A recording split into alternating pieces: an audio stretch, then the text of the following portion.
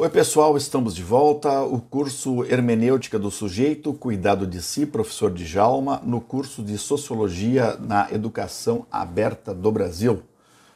Polos de aqui de Jaquirana, Rio Grande do Sul, polos de Gramado, Mostardas e também aqui Faxinal do Soturno. Nosso grande abraço fraterno aos nossos alunos. Estamos retomando, logo depois aí de um recesso de final de ano, a nossa disciplina e vamos continuar trabalhando a hermenêutica do sujeito, o cuidado de si a partir de Foucault, que são essas aulas abertas que ele dá já na maturidade intelectual, no ano de 1982, aproximadamente aí 2 anos antes ainda da sua morte, em 1984. Ele deixa essas aulas uma retomada no aspecto assim, de um olhar mais para dentro de si mesmo, e são ideias muito úteis, muito legais para a gente, para mim, viver esse momento e estudar também para as nossas próprias vidas.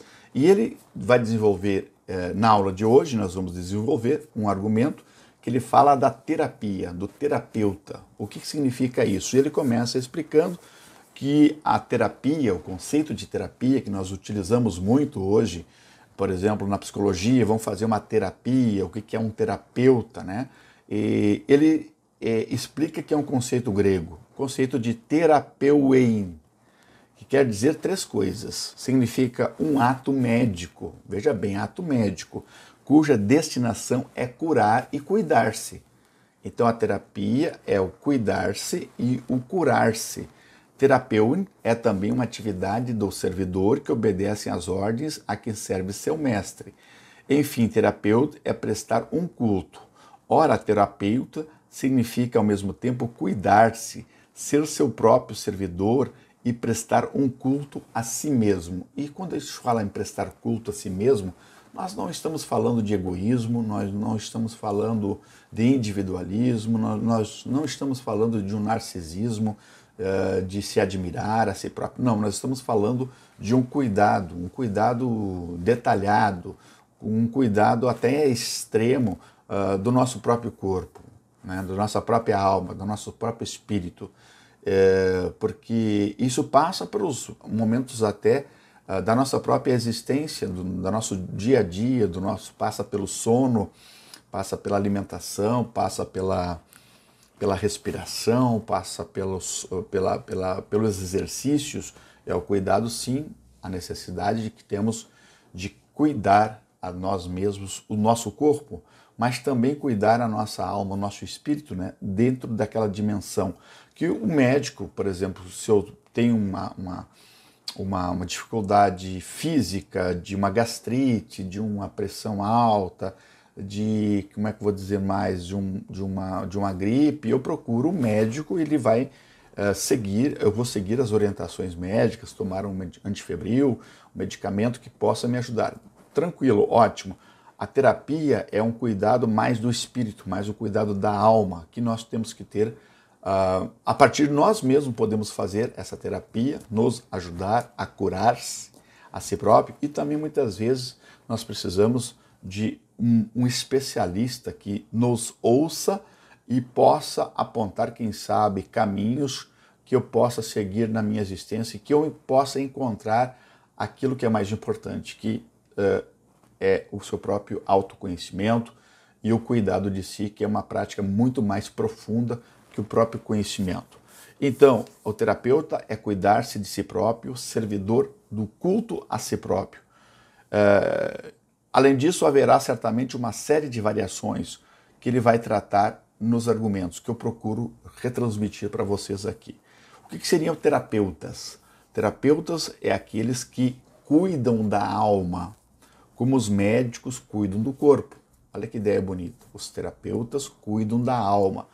A importância que nós não podemos negligenciar do cuidado do espírito, o cuidado da alma. Certamente nós que somos mais herdeiros de um materialismo, né, mais consumista, capitalista, nós privilegiamos mais os bens de consumo, privilegiamos mais os bens materiais, essa materialidade, que é importante você sanar também o aspecto material, mas nós acabamos sempre esquecendo, muitas vezes, desse lado mais espiritual, esse lado mais do cuidado da alma, do espírito, do psique do ser humano, né? Por isso nós precisamos cuidar da alma, cuidar da própria alma, diz o Foucault. Abre aspas, curai vossas feridas, estancai o fluxo dos vossos humores. Ora tão alegre, outra hora tão tristes, né? Por isso nós temos até medicamentos, moderadores de humores, para a gente não ficar nos extremos, ora eufórico demais, ora tristes demais. Então, moderadores de humor. O grande moderador de humor vem a partir da nossa consciência mesmo, né? Então, saber caminhar sempre naquele aspecto da mediania, né? Meio termo que os gregos utilizavam. Acalmai os vossos espíritos, né? Olha que coisa bonita isso. O que a gente vê no final do ano, assim, as pessoas loucas, consumindo, correndo, pacotes, presentes, festas, champanhe, peru de Natal, amigo secreto. É bom confraternizar, mas não esquecer também que isso faz parte de um processo muito mais profundo, que você deve fazer uma escolha de vida mais do cuidado de si próprio do que propriamente questões externas, dos prazeres, das emoções. Muitas vezes essas emoções externas não estão ligadas à verdadeira felicidade. A verdadeira felicidade vem de uma vida contemplativa, de uma vida, de uma meditação. Contemplar é olhar com atenção para si mesmo, para a natureza, para os outros, com uma certa serenidade de espírito. É isso que nós precisamos muitas vezes e que a filosofia Foucaultiana nos interpela a prestar atenção nesse aspecto. A estirpe dos terapeutas, diz o Foucault, cujo esforço constante está em aprender a ver claro, dedicar-se à contemplação do ser. Olha que frase maravilhosa. Contemplação do ser é o que é mais importante. Contemplar. Quem contempla, templare vem de olhar. Contemplar é reafirmar o nosso olhar ao nosso verdadeiro ser. Quem somos nós realmente? Qual é o meu destino? Qual é a minha origem? Qual é o meu foco? Qual é o sentido da minha existência? O que estamos vivendo hoje é uma perda da ideia de uma vida contemplativa. Nosso Byung-Chul Han, que é aquele filósofo sul-coreano radicado na Alemanha, ele fala muito sobre isso, sobre essa sociedade do cansaço. Na verdade, somos tirânicos, né? Não tirânico com relação ao outro, mas estamos sendo tirânicos, estamos tirando o sossego de nós mesmos, porque nós estamos exigindo por demais de nós mesmos sermos uma boa profissional, um bom profissional, uma boa mãe, um bom pai de família, sucesso, ter honrarias, ser prestigiado. Então nós cobramos muito da gente mesmo, porque a gente não pode ser um super-herói, a gente não pode ser uma super-heroína, a gente é ser humano e é um ser contingente, um ser que chora, que sente tristezas, é um ser que sente saudade, é um ser carente. Todos nós temos essas debilidades. Então a vida contemplativa, ela é importante e ela se opõe a uma vida mais que Foucault chama de uma vida operativa, aquele cara que coloca a vida no trabalho, no aspecto dos prazeres, nas diversões. Então a vida operativa, que eu chamo muito isso de uma sociedade, de uma vida autômata, de uma vida mais colocada sempre no automático, né? Você vai fazendo aquilo que vem na cabeça, o trabalho, a família, e muitas vezes você perde a noção do tempo, você perde a noção do espaço, você perde a noção da interioridade, que é importante. Então, operação de uma vida contemplativa para uma vida mais operativa. Estamos vivendo mais na operação da praxis, do trabalho, cuja obra realizada é externa ao sujeito. O aspecto operativo vem sempre de fora. O que nós temos que cuidar? Que nenhum tipo de princípio de filosofia da felicidade vem das razões externas. Se a felicidade é uma construção de uma vida contemplativa interior. Tudo aquilo que é sensações externas não podem ser consideradas sensações de felicidade. Felicidade é uma construção de uma existência, de um pensamento, de uma construção contemplativa de uma existência. Então, não confundam esse aspecto de sensações hedônicas, de prazer, de trabalho, de músicas, no aspecto de diversões, de carnaval, de viagens, como sendo felicidade, que não é. Então, essa dimensão, obra realizada externa ao sujeito, essa vida mais operativa que a realiza, mas precisamos uma vida mais contemplativa que transcende, né? Que transcende fora da questão do humano.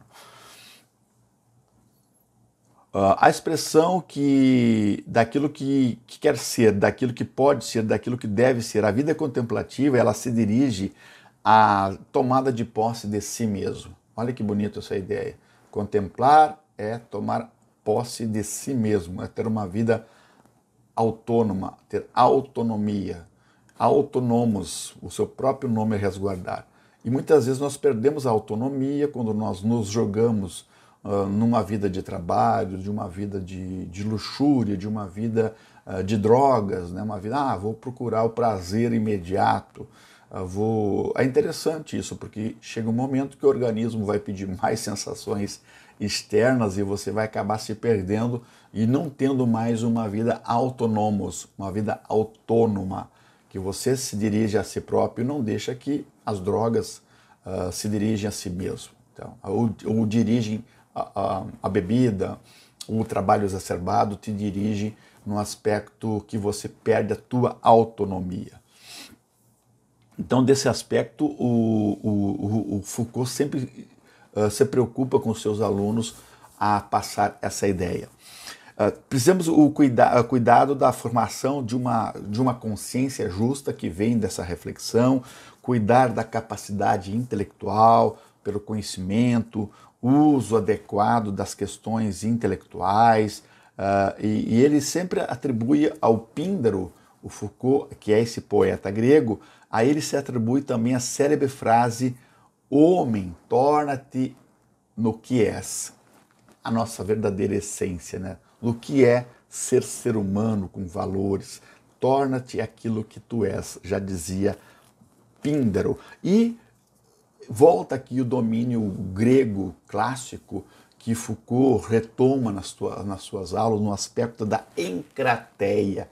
Encrateia nada mais é do que o próprio domínio sobre si mesmo. Encrateia, por eles considerada como base e fundamento de todas as outras virtudes. A gente não vai ter nenhum tipo de virtude, bondade, justiça, caridade, felicidade, se nós não tivermos o domínio do nosso próprio ser, o domínio do nosso próprio corpo. Então, todas as virtudes é uma decorrência daquele ser humano que tem as rédeas do seu próprio caminhar, rédeas do seu próprio destino. Ele tem autonomia para ser aquilo que realmente é e não está à mercê das outras dinâmicas. E aqui também o Foucault já tem um aspecto que nós estamos vivendo muito hoje, que é o aspecto dos coach, né? O aspecto dos falsos literaturas, profetas da autoajuda, que vão aí tentando passar um modelo pronto para as nossas existências de uma vida de sucesso, de uma vida feliz, de uma vida até de uma certa facilidade. Muito pelo contrário. Em que se viu os personagens do filósofo caricaturado, de uma caricatura, né, de uma forma, sobre a forma de indivíduos ávidos por dinheiro, que requerem vultuosas somas prometendo a felicidade, que vêm de modos de vidas no mercado e que, pretendendo-se perfeitos, alçados ao cume da filosofia, são pessoas que ao mesmo tempo praticam a usura, atacam seus adversários e se enraivecem, e não tem qualquer uma das virtudes que pretende possuir. Então, muitas vezes as pessoas num curso à distância, online, de um final de semana ou dois, eles tomam ideias chaves, ideias já uns clichês prontos e saem já cobrando no aspecto de mostrar uma pseudo caminho que nem eles mesmos acreditam e nem mesmo eles praticam essas virtudes nas suas próprias vidas e já estão passando para as outras pessoas. O caminho é muito mais difícil, o caminho é muito mais árduo. Então nós temos que ver o caminho mais da felicidade que vem através da reflexão filosófica, não vem a partir de modelos prontos da autoajuda, da literatura da autoajuda, de coaches, de pessoas que pregam a liderança, a inovação, o progresso, o empreendedorismo, essas palavras hoje que viraram um clichê, viraram dogma nas universidades. Muito cuidado com essa ideia, muito cuidado por aquilo que vem pronto, aquilo que vem sem nenhum debate, sem nenhuma discussão. A noção também de parresia, que pode ser compreendida genericamente como franqueza, abertura de coração, abertura de pensamento. Olha que palavra bonita, parresia, né? A palavra grega, que significa a pessoa que está aberta, aberta para o novo, aberta para a discussão, aberta para aprender coisas novas, aberta a discernir o certo e errado e também mudar a sua conduta humana. Sobre o conhecimento de nós mesmos, inicia a filosofia. Assim como o conhecimento de nós mesmos, o Gnotisiaton é a condição para podermos começar a filosofar. Assim, o Alcibíades é o próprio princípio da filosofia. O Alcibíades de Platão, né, que ele faz esse diálogo daquele mestre Sócrates, esse diálogo com o seu discípulo Alcibíades. É ocupar-se, epimelestai, com seu corpo e com a sua alma. Aí advém a arte de viver. Cada mais a tecnetua blou, a arte de viver, vai agora girar em torno da pergunta: como devo transformar meu próprio eu para ser capaz de aceder à verdade? Então, todos são os argumentos, a arte de si mesmo, que se tomara uma arte de si, de cuidado de si mesmo, são argumentos muito valiosos que a gente pretende ainda nessas aulas posteriores explicar a partir da hermenêutica do sujeito do Michel Foucault. Uma boa aula, uma boa reflexão a vocês, espero que vocês tenham anotado algumas ideias desta obra e, se possível, também tem disponível no YouTube muitas aulas sobre o cuidado de si, a hermenêutica do sujeito e, por que não dizer, ler a hermenêutica do sujeito, do Foucault, que também está disponível em PDF na internet. Um abraço, boa semana e até um outro vídeo.